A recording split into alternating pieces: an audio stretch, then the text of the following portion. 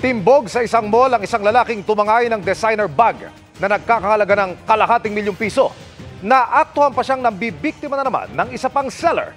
Narito ang aking eksklusibong pagtutok.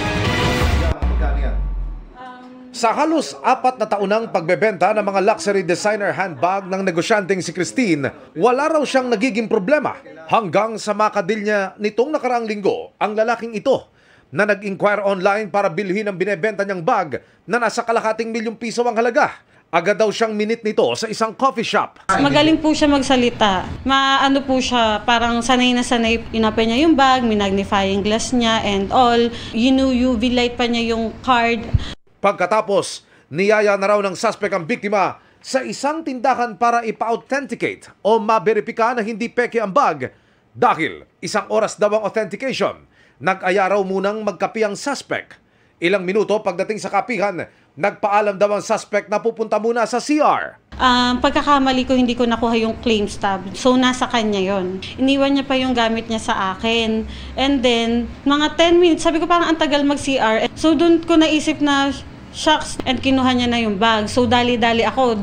Pagpunta ng biktima sa tindahan, Yun na po, na-claim na nung lalaki.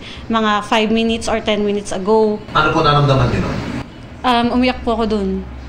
Iyak po ako ng iyak. agad na nag-report ang biktima sa QCPD Station 15 at dito nila na-verify may mga dati ng kaso ang suspect. Fortunately sir, nakakuha po tayo ng record doon sa ating warrant, sa e-warrant po natin at na-check na natin na meron pa itong active na warrant. Kaya kagad ikinasa na po kagad natin ang ating operasyon at sa pakikipagtulungan na rin po ng mga naging biktima ay kagad nating natuntunan yung pong suspect. Ikaw ay may warrant of arrest galing ng Municipal Trial Court. Arestado sa isang shopping mall sa Mandaluyong ang suspect na nooy nakikipag-deal na naman daw sa isa pang seller ng mga bag. Nagkamali po talaga ako. Nagka-interest po ako doon.